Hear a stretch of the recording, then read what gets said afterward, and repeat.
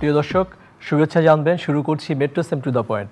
দর্শক, সমসাময়িক বিষয় নিয়ে আমরা শুরু করি। আমরা সবাই জানি এবং আমরা যে অন্তর্বর্তীকালীন সরকারের তত্ত্বাবধানে আমরা আছি, দেশের পুরা বাংলাদেশ এবং আমাদের সব কিছু, অর্থনীতি, রাজনীতি, সমাজনীতি, ব্যবসা বাণিজ্য, সব কিছু, আমাদের জনজীবন, আমরা সবাই এটাও জানি যে প্রায় 1.5 মাস আমাদের ব্যবসা বাণিজ্য তথা অর্থনীতি আন্দোলন, শিক্ষার্থী যে আন্দোলনটা, বৈষম্য বিরোধী আন্দোলন, যে কারণে আমাদের অর্থনীতি এক ধরনের গতি শ্লথ হয়ে গেছে।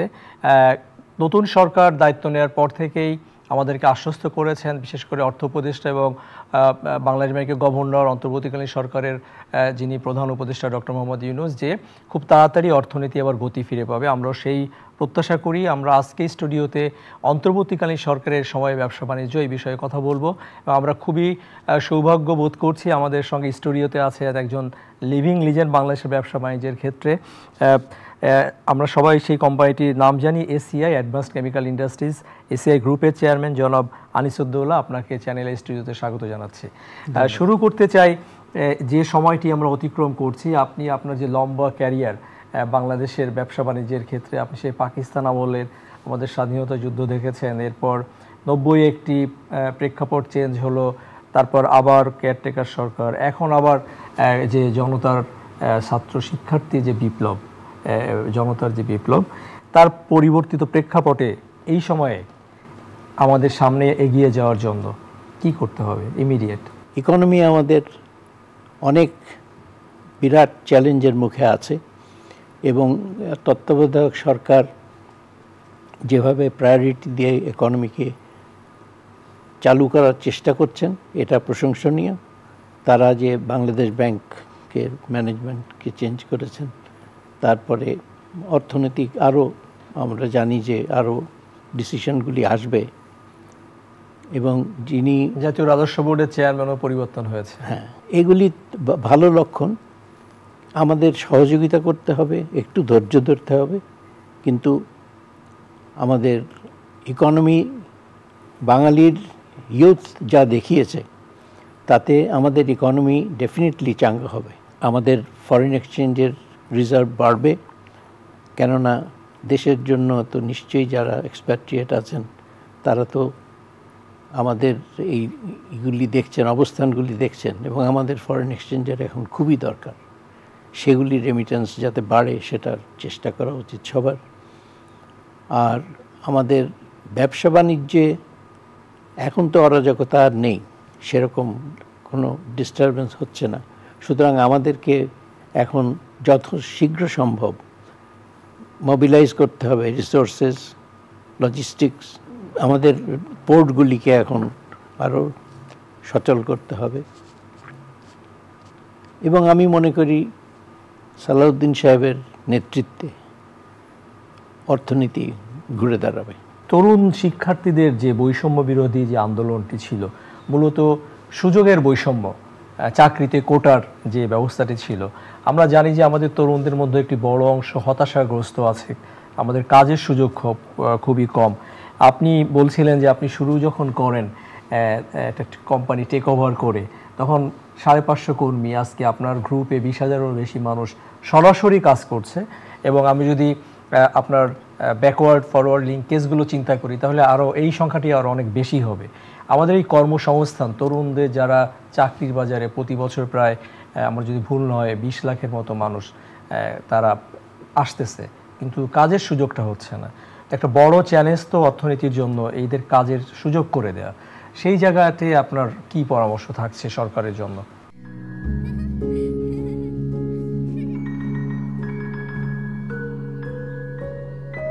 প্রতিদিন এমন ছোট ছোট মুহূর্তগুলো তৈরি করে জীবনের গল্প। Hatil, live and relive. একটা ছেলে যখন পড়াশোনা করে, তখন তার কোনো না কোনো সাবজেক্টে তার একটা, সে যে ভালো করছে সেটা সে বুঝতে পারে, সে হয়তো কোনোটা ইন্টারেস্ট নেয়। এইটা করে সে যে নিজেকে স্কিল, যে জ্ঞানটা অর্জন করে পড়াশোনার থেকে, সেই জ্ঞানটাকে সে একটা চাকরি খুঁজে সেই জ্ঞানটাকে ব্যবহার না করে তার উচিত একটা এন্টারপ্রেনিউর হওয়ার চেষ্টা করা। উদ্যোক্তা হওয়ার চেষ্টা করা। কেন একটা জ্ঞান পাচ্ছে, সে একটা এরিয়াটা দেখতে পাচ্ছে, এরিয়ার মধ্যে সে নিশ্চয়ই ডেফিসিয়েন্সি দেখতে পাচ্ছে, কোনো সুযোগ আছে নতুন কিছু করার, সেইগুলিকে ধরে যদি করে তাহলে একটা হয় যে সে যে সাবজেক্টে সে জানে, সে সাবজেক্টটা, এবং সে মার্কেটটা যদি বোঝে তাহলে সে একটা উদ্যোক্তা হয়ে একটা কিছু করতে পারবে। হ্যাঁ, 10 জন উদ্যোক্তা হলে তার ভিতরে হয়তো 3 জন 4 জন সাফল্য লাভ করবে, কিন্তু এই উদ্যোক্তা হওয়ার মধ্যে তার একটা আর্নিংও আছে, আর তার not depending on the job market. Job মার্কেটে আমরা স্কিল্ড লোক চাই, কিন্তু একটা লোক তো শুরু করে যখন, তাকে তো শিখে আসতে হয়। শিখে যখন সে আসে, যদি সে নিজের জন্য কাজ করে, আমি মনে করি তার জন্য সবচেয়ে বেশি সুযোগ সেখানে। আমাদের অর্থনীতি তো বেশ কিছু চ্যালেঞ্জের মধ্য দিয়ে যাচ্ছি গত 2 বছরেরও বেশি সময়।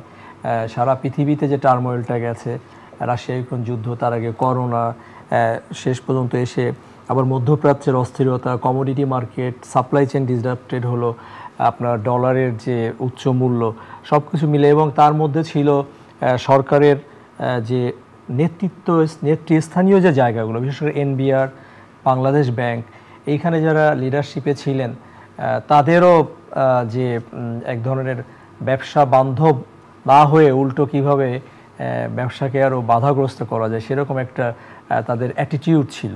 সেই জায়গাতে তো চেঞ্জ হলো। এইটা কিভাবে আপনাদেরকে অনুপ্রাণিত করে ব্যবসায়ী সমাজকে? আমরা প্রতিকূলতার মধ্যেও এগিয়ে যাওয়ার আমাদের সবসময় চেষ্টা থাকে। ব্যবসাটা মানেই তাই, ব্যবসাটা মানেই হচ্ছে কম্পিটিশন, কম্পিটিশন মানেই হচ্ছে প্রতিকূলতা আছে, সেটাকে ওভারকাম করতে হবে। আমরা সেই অবস্থার মধ্যে সবসময় যে আমাদের প্রতিকূল অনুকূল অবস্থা ছিল তা তো না, প্রতিকূল অবস্থা এসছে, আমরা সেইভাবে স্ট্রাগল করে গেছি। এখন নতুন যে এইগুলি হচ্ছে, ইনস্টিটিউশনগুলিকে চেঞ্জ করা হবে, এবং যে বাংলাদেশ ব্যাংক, এই সমস্ত আর্থিক ইনস্টিটিউশনগুলি যে সরকার যে নতুনভাবে ঢেলে সাজাচ্ছেন, জি, তাতে আমি যেটা আগেই বলেছি যে একটু হয়তো সময় লাগবে, কিন্তু টেকসই চেঞ্জেসগুলি করা উচিত, এবং এদেরকে একটু সময় দেওয়া উচিত যাতে আর্থিক অর্থনীতিটা তারা ঠিকভাবে আবার পুনর্বিন্যাস করতে পারেন। আমি দেখেছি যে আপনি একজন কি বলবো, কৃষি খাতের প্রতি, কৃষি উদ্যোক্তা এবং যান্ত্রিকীকরণের বিষয়ে আপনারা বীজ থেকে শুরু করে সবসময় খুব অগ্রাধিকার দিয়ে আসছেন। আমরা দেখেছি করোনাকালে আমাদের কৃষি আমাদেরকে বাঁচিয়ে দিয়েছে।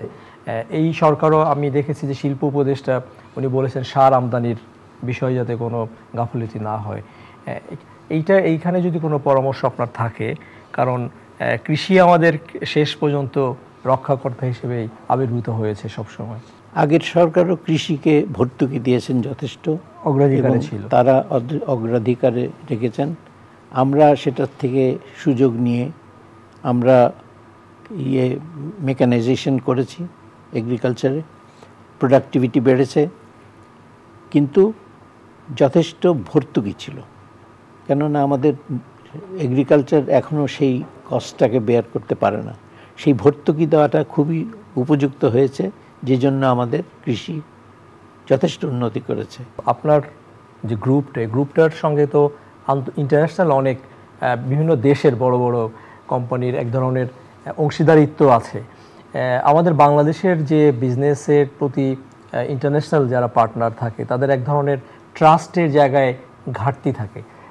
সেইখানে আপনার আপকামিং যারা উদ্যোক্তা আছেন, তাদের যদি আপনি কীভাবে অনুপ্রাণিত করবেন এই সময়ে এসে, কারণ একটা চ্যালেঞ্জিং টাইম এটি। আমি খুবই গর্বিত এই জন্য যে ধরেন ইন্ডিয়ার গোদরেজ, তারপরে টাটা, এদের সাথে আমাদের চুক্তি হয়েছিল 50-50 একটা অলমোস্ট একটা অসম্ভব রেশিও। বাংলাদেশের সাথে একটা মাল্টিন্যাশনালের 50-50 খুবই ডিফিকাল্ট টু নেগোসিয়েট। কিন্তু এটা আমরা করতে পেরেছিলাম কারণ আমাদের সেই রেপুটেশনটা ছিল যে we are fair, we are not exploitative. এটা বিদেশি যখন আসে তখন তো এটা লোকাল ইস্যুর উপর নির্ভর করতে হয়, কিন্তু তারা ইউজুয়ালি 24% পর্যন্ত দেয়, কেননা 75-এর বেশি হলে পরে তারা অ্যাবসলিউট কন্ট্রোলটা করতে পারে। কিন্তু 50-50 হলে যথেষ্ট ট্রাস্ট না থাকলে 50-50 কেউ করে না, এই জন্য যে ইনভেস্টমেন্টটা বানচাল হয়ে যেতে পারে। তো আমাদের সেই রেপুটেশনটা ছিল এবং এখনও আমাদের সাথে যাদের হয়, বাংলাদেশের পরিপ্রেক্ষিতে ধরেন এই 24%-এই আমাদের সন্তুষ্ট থাকতে হয় এবং এর বেশি দিতে চায় না। ওই সময় দিয়েছিল, তখন আমাদের একটা ট্রাস্ট ছিল, এখনও ট্রাস্ট আছে, কিন্তু বাংলাদেশের ইমেজটাও তো একটা কাজ করে, এইসব মিলেই একটা ফরেন ইনভেস্টমেন্টটা আসে। সুতরাং আমরা বেশ কয়েকটা ফরেন ইনভেস্টমেন্ট পেয়েছি রিসেন্টলি, কিন্তু এখন 24%-এর বেশি দেয় না। আমরা তো এখন একটা নির্দলীয় সরকারের সময়ে আছি। এই সময়ে এসে রেগুলেটরদের আচরণে কি ধরনের চেঞ্জ আপনারা চান ব্যবসায়ী মহল থেকে? যে ইনস্টিটিউশনগুলি আছে তাদের কোনো ভেস্টেড ইন্টারেস্ট থাকা উচিত না, তাদের উচিত আমাদেরকে সহায়তা করা এবং তাদের success should be measured by যে তাদের ক্লায়েন্ট যারা আছে, আমরা যারা রিসিপিয়েন্ট অফ দেয়ার সার্ভিস, তাদের কতটা উন্নতি হলো সেটার উপর নির্ভর করা উচিত তাদের রিওয়ার্ডিং সিস্টেম, নট ফলোইং সাম আদার অন্য এজেন্ডা যেন তারা না যায়। তাদের এজেন্ডা হবে হচ্ছে ইন্ডাস্ট্রিকে যদি লাইক এনবিআরের হবেই হচ্ছে আমাদের কোথায় অসুবিধা কোথায় সুবিধা, সেইভাবে তার করটাকে নিরূপণ করা। একটা ইন্ডাস্ট্রিকে যদি আপনি করের জর্জরিত করে যদি নষ্ট করে দেন, এটা কিন্তু আলটিমেটলি সে থাকবে না। জি, এটা তো ল অফ নেচার। সুতরাং তাকে নার্চার করতে হবে, উঠতে দিতে হবে এবং তাকে কর দিয়ে ঠেকিয়ে রাখা উচিত না, যেটা ডেভেলপিং কান্ট্রি অনেক জায়গাতেই হয়তো পৃথিবীতে হয় এটা, যে কর কিন্তু ডেভেলপমেন্টের জন্য যদি ব্যবহার করা হয় ঠিক আছে, কিন্তু কর তো অন্য খাতেও চলে যায়, যেখানে আনপ্রোডাক্টিভ কিংবা bribery, all this things are costing, এবং এটা নেশনকেই তো বেয়ার করতে হয়। সেই জায়গাটায় খেয়াল রাখা দরকার, ইনস্টিটিউশনগুলিকে স্ট্রং করা, এবং এই যে তত্ত্বাবধায়ক সরকার যে এসছে এদের জন্য একটা সুবর্ণ সুযোগ। পৃথিবীতে খুব কম দেশই এত সুযোগ পায়, এই সুযোগটা পায় যে প্র্যাকটিক্যাল ইয়েটা দেখে আমরা যদি এখন ঠিক মতন সব ইনস্টিটিউশনগুলিকে ঠিক মতন পরিচালনা করি, চেঞ্জ করি, তাহলে যাতে কোনো ভেস্টেড ইন্টারেস্ট কাজ না করতে পারে। ব্যুরোক্রেসিটা আমাদের ব্যবসা বাণিজ্যকে দারুণভাবে বাধাগ্রস্ত করে বলে ব্যবসায়ীরা অভিযোগ করে থাকেন। আপনার এক্সপিরিয়েন্সটা কি? এবং আমি আবারও বলি, যেহেতু এটা নির্দলীয় সরকার, ব্যুরোক্রেসিটা কেমন হওয়া দরকার? ব্যুরোক্রেসিকে অ্যাকাউন্টেবল করতে হবে by result, not by how they are following the government or whatever. They must be responsible for the result.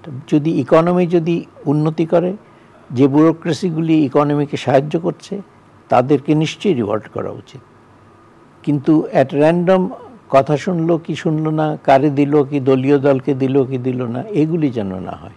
Bureaucracy should be neutral and should have nothing to do with the parties influence.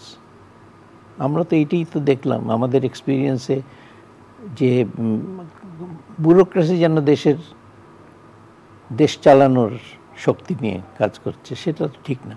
আমাদের যে ভোক্তা শ্রেণী, যেহেতু আপনার স্বপ্ন সবচেয়ে বড় আমাদের যে চেইন শপ, সেটিও আপনাদের, আমাদের ভোক্তাদের বিহেভিয়ার এবং পারচেজিং যে ক্যাপাসিটি, বিশেষ করে বেশ বড় একটা রাইজ যে মধ্যবিত্ত ভোক্তা শ্রেণী এবং মানুষের পারচেসিং ক্যাপাসিটিটা মানে বেড়ে যাওয়া, যে বিশাল একটা বাজার, সো কী সম্ভাবনা আছে ব্যবসা বাণিজ্যে? স্বপ্ন যে অবস্থান তার, সেটা হচ্ছে সাধারণ মানুষের জন্য একটা সুন্দর পরিবেশে একটা ব্যবস্থা। এতে এই মম অ্যান্ড ড্যাডের যে সবগুলি আছে দোকানের রাস্তার কোনায় এটসেট্রা, তাদের হয়তো ব্যবসায় কিছুটা তারা ক্ষতিগ্রস্ত হয়, যে স্বপ্ন যে ব্যবসাটা নিল সেটা ওদের থেকেই হয়তো আসে, সুতরাং তাদের হয়তো একটা গ্রিভান্স থাকে। কিন্তু আমাদের দেখেন ভ্যাট দিতে হয়, ওদের দিতে হয় না। এই যে 5% আপনার হয়তো। প্রতিদিন এমন ছোট ছোট মুহূর্তগুলো তৈরি করে জীবনের গল্প। Hatil, live and relive. This kind of shop, এটার অ্যাক্টিভিটির উপরে এদের টার্নওভার ট্যাক্স দিতে হয় আমাদের 6%। তো এই যে 6 আর 5 11%, এই 11% তো আমাদের, এটা তো আমাদেরকে দিয়ে দিতে হয় সরকারকে, সুতরাং এটা তো আমার নিতে হবে। এই যে নেওয়াটা, এই নেওয়াটায় আমাদের সাথে আংশিক হলেও একটা সাংঘর্ষিক একটা ইন্টারেস্ট আছে, এবং আমরা মনে করি যে এই ডিফারেন্সটা খুব বেশি, 11% বেশি হয়ে যায়। এটা আমরা অনেক চেষ্টা করেছি কমানোর, কিন্তু কমানোর হয়ে ওঠে না। ওই পপুলার ডিমান্ড হয়তো ঠিকই আছে, সরকার এটা ঠিক করবেন যে কোনটা ব্যালেন্স। আমি এটা বলতে পারি না, I am a vested interest party. জি, আপনি একটা পার্টি, আমি তো একরকম চাইবই, কিন্তু সরকার যদি ফেয়ার ওয়েতে করে যে আমাদের দেশে কি সত্যিই দরকার আছে এই ইসের আমাদের মতন সব। আমি দেখেন 500টা, আমার অলমোস্ট 500টা ইয়ে আছে, আউটলেট আছে সারা দেশে।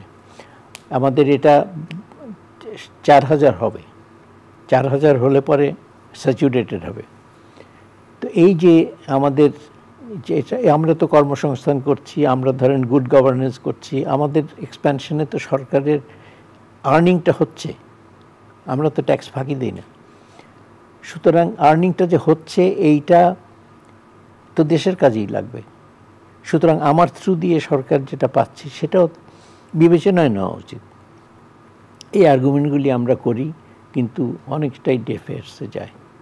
আমাদের আশা থাকবে যে নতুন যে সরকার আসলো, তত্ত্বাবধায়ক সরকার, তারা এটা দেখবেন, ইন্টারিম সরকার, এবং তারা এটা দেখবেন। দেখেন ইন্টারিম ইয়েস, বাট ইন্টারিম মানেই যে একটা শর্ট লিভ তা তো না। আমরা তো রিফর্মস চাই, রাইট, এবং রিফর্মসগুলি যদি টেকসই হয় এবং ঠিক মনোপুত হয়, আমার ইন্টারেস্টটাও দেখবে তারা ন্যাশনাল ইন্টারেস্টটাও দেখবে, ওই ছোট যারা দোকানদার তাদেরও ইন্টারেস্ট দেখবে। এটাই আমরা চাই, ফেয়ারনেস চাই। কোনো sucking a certain group because they are as if আমরা সবাই চুরি করছি কিংবা পয়সা যথেষ্ট দিতে পারি, তা তো না। আমরা অনেকেই তো আছি যারা কমপ্লায়েন্ট হওয়ার চেষ্টা করি, তা আমাদেরকে তো ফোর্স করে আমরা তো বন্ধ করে দেবো অ্যাক্টিভিটি। ক্রমবর্ধমান মধ্যবিত্ত ভোক্তা শ্রেণী, আমাদের প্রায় 18 কোটি মানুষ, সম্ভাবনার জায়গা আসলে কি কি আছে বাংলাদেশে? বিজনেস কেন আন্তর্জাতিক উদ্যোক্তারা এফডিআই নিয়ে আসতে চায়? আগ্রহের জায়গাটা কোথায় আসলে? ডোমেস্টিক ডিমান্ড তো আমাদের আছেই, এতগুলি মানুষ, এদের যদি ইয়ে যদি বাড়ে, আর্নিং যদি বাড়ে, তাহলে তারা খরচও করবে বেশি, অনেক বেশি কনজামশন হবে, ভোক্তা শ্রেণী একটা ইকোনমিকে একটা সচল গতি করতে পারবে। তো আমরা তো একটা গেল যে দেশের মানুষের নাম্বার, আরেকটা হচ্ছে যে আমাদের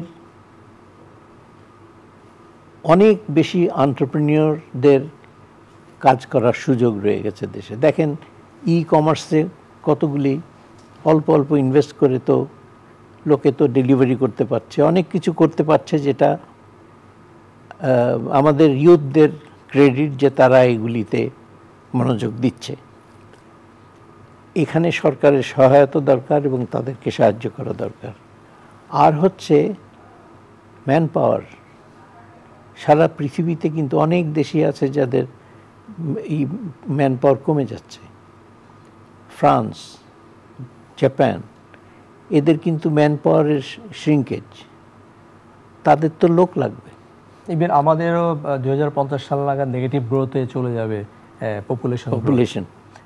হ্যাঁ, এই যে সুযোগটা, বাই দ্যাট টাইম যখন আমাদের নেগেটিভ চলে যাবে, আপ টু দ্যাট টাইম পৃথিবীর সারা দেশে আমাদের লোকের চাহিদা বাড়বে, এবং আমরা যদি ঠিক মতন ট্রেনিং করে ঠিক মতন তাদেরকে উপযুক্ত করে দিতে পারি, আমাদের একটা ডায়াসপোরা তৈরি হবে, যেটা সত্যিই প্রশংসনীয়। এবং এটা তো ইকোনমিকে সাহায্য করে, ফরেন এক্সচেঞ্জ তাদের যে সেভিংস আছে আত্মীয় স্বজনকে দেয়। মানুষের যে সংখ্যা, সেটা আমাদের ডিজার্টেন না হয়ে সেটাকে পজিটিভ ওয়েতে আমাদের ইউটিলাইজ করা উচিত, এবং সেই জন্য ইনসেন্টিভও দরকার হয়তো। এই যে ডেমোগ্রাফিক ডিভিডেন্ডের কথা আমরা শুনে আসতেছি, আমি গত ধরেন 15-20 বছর হবে, তো আমরা কি ডেমোগ্রাফিক ডিভিডেন্ডটা নিতে পেরেছি? আমরা পারছি না কেন? আমাদের এই নেতৃত্বের ব্যর্থতা থেকে আমরা কিভাবে বের হবো এই দুষ্ট চক্র থেকে? আমার মনে হয় যে আমাদের যে ম্যান পাওয়ার এক্সপোর্ট, এটার মধ্যে অনেক দলীয়করণ ছিল, যার জন্য রং হ্যান্ডে গেছে, অনেক বেশি এক্সটর্শন হয়েছে, লোকজন টাকা দিতে পারে না বলে তার যেতে পারে না, গেলে পরে জমি হয়ে যায়। এগুলিকে ঠিক মতন পথে যদি চালানো যায়, export of manpower should not be a hugely profitable business.